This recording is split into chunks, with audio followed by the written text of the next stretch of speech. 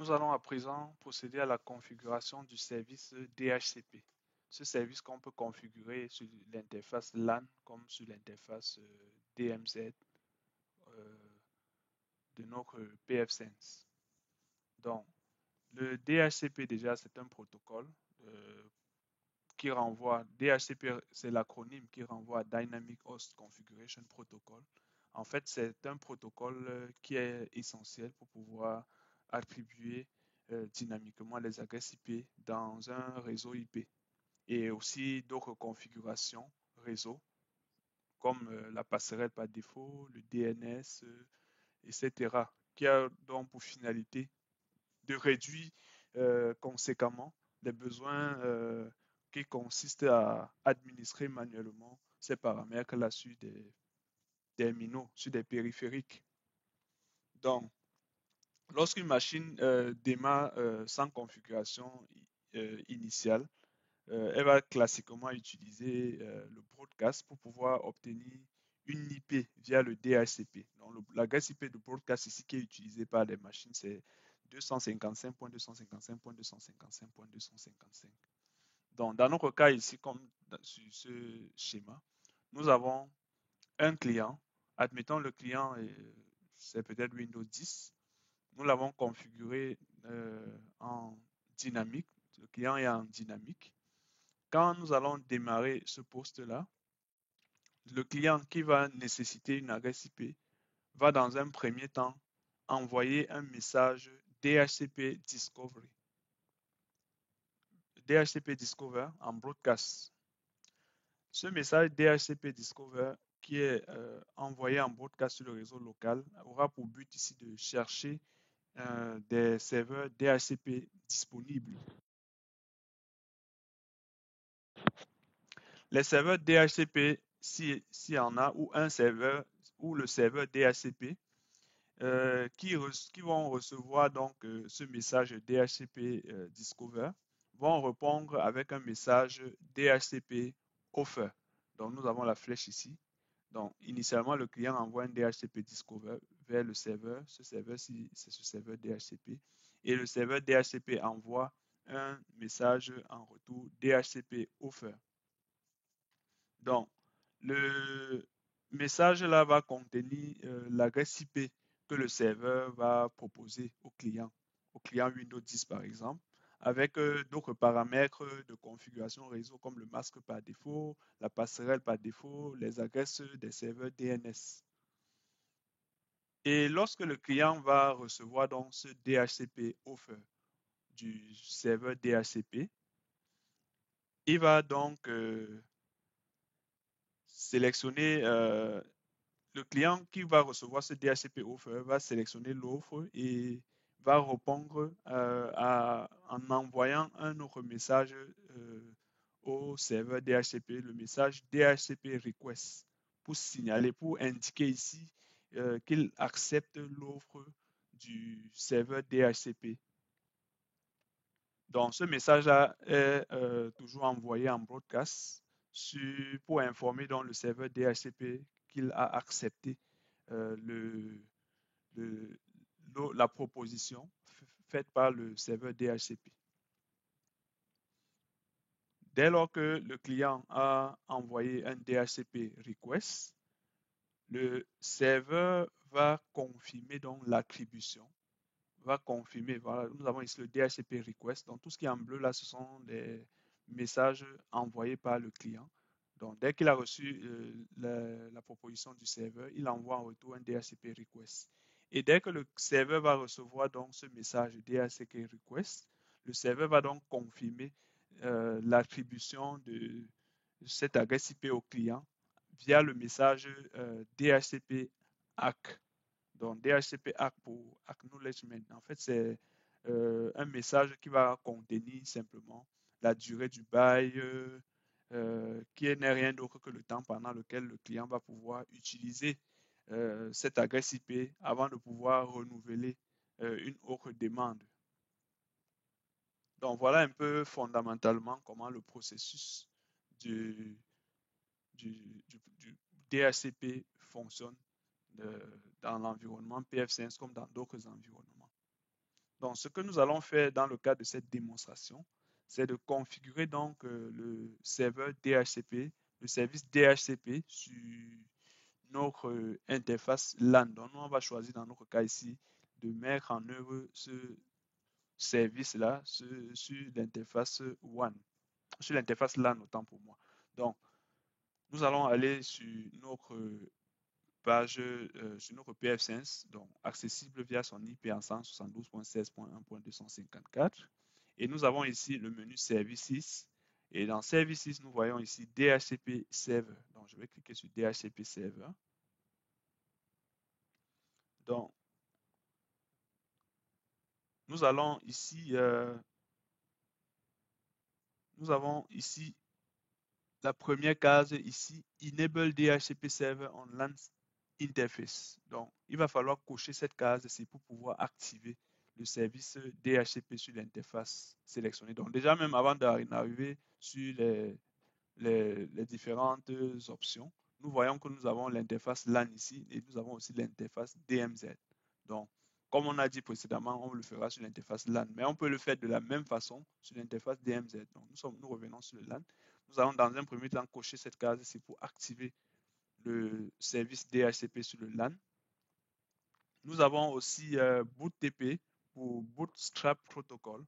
En fait, c'est un ancien protocole réseau qui était conçu aussi pour l'attribution automatique d'adresses IP et le chargement d'un système d'exploitation à partir d'un serveur réseau. Bon, c'est un protocole qui nécessite une configuration particulière des adresses IP pour chaque client sur le serveur.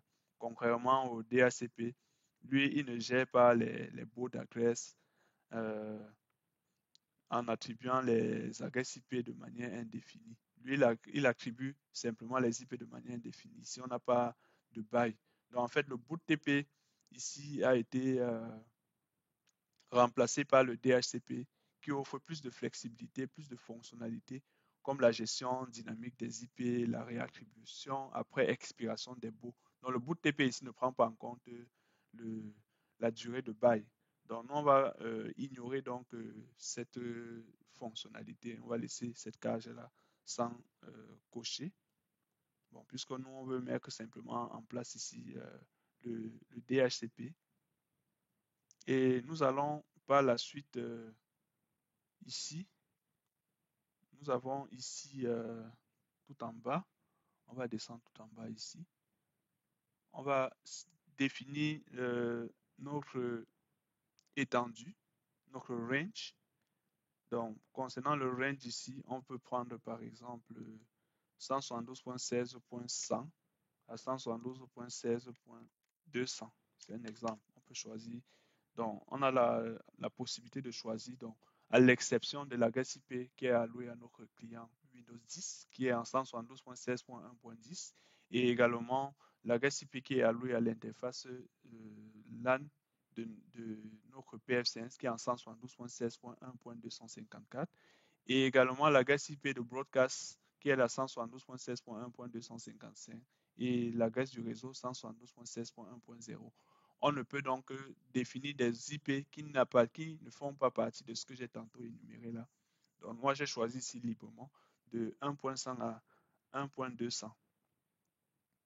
Donc nous allons descendre un tout petit peu et là nous avons la possibilité de définir également des serveurs WINS ou encore des serveurs DHCP, DNS, pardon. Donc, nous n'avons pas de DNS dans notre cas ici. Ce qu'on va faire par la suite, simplement, c'est en descendant un peu plus bas, nous avons la durée du bail ici.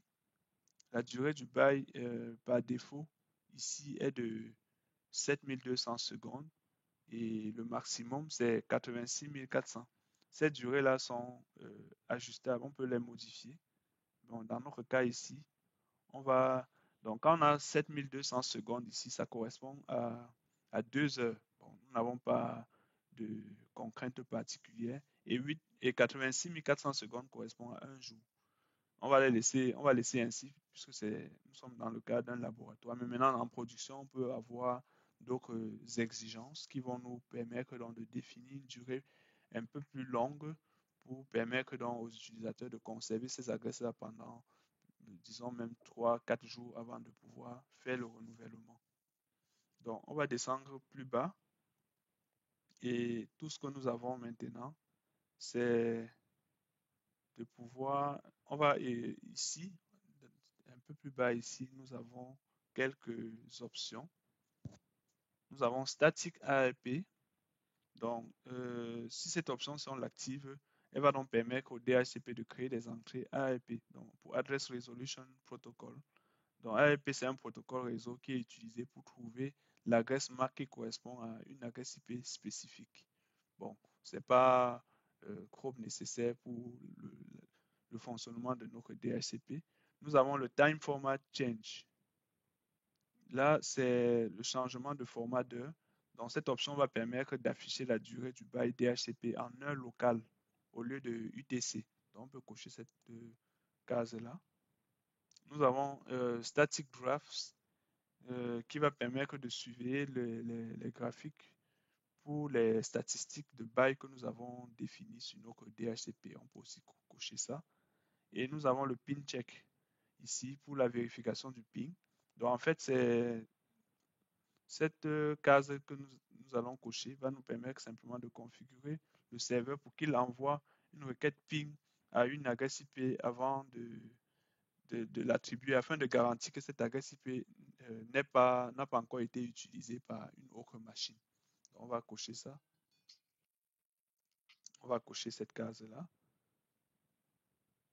Bon, en fait, si nous le cochons, comme on voit ici, c'est Disable Ping Check. Bon, en fait, même, il faut qu'on... Bon, c'est pour empêcher la vérification. Hein. Bon, libre à nous, on peut le laisser cocher ou non. Donc, c'est là, when enable DHCP send a ping to the address been assigned, and if no response has been heard, it assigns the address. Bon, on va laissons cette case décochée de toute façon. Donc, c'est pas trop nécessaire. On va appliquer les changements. On va sauvegarder et appliquer les changements ici.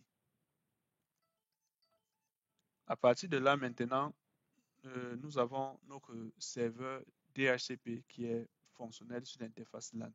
Ce que nous allons faire dans l'immédiat, c'est de nous rendre, il faut se rappeler de notre, notre étendue qui va de 1.100 à 1.200.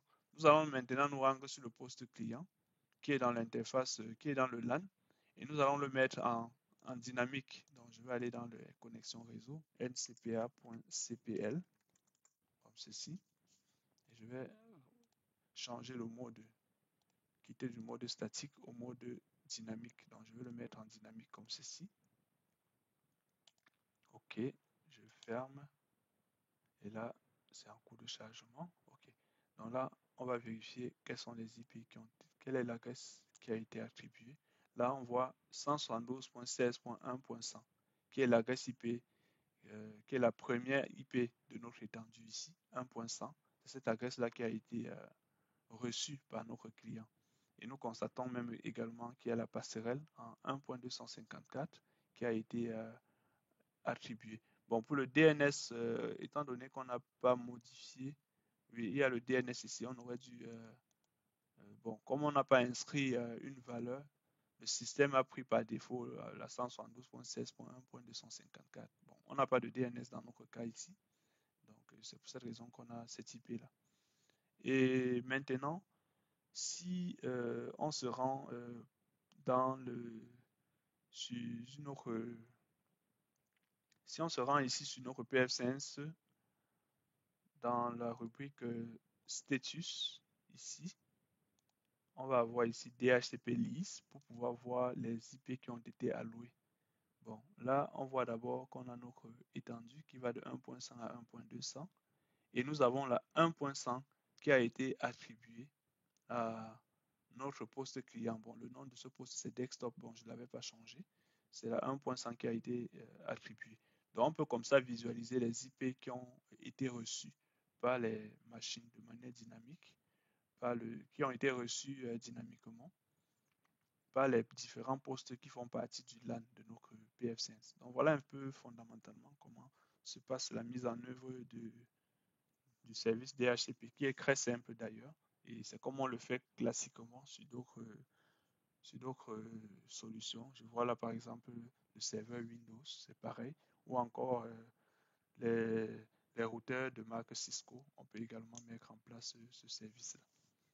Donc, de la même façon, si on veut le faire sur l'interface sur l'interface DMZ, il suffira simplement de venir ici sur DMZ, activer la case, cocher cette case-là et définir l'étendue ici.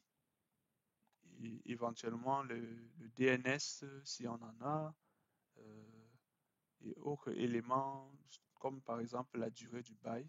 Voilà, c'est ce qu'il va falloir faire. Donc voilà en gros ce qu'il y avait lieu de faire ici pour la mise en œuvre du service DHCP.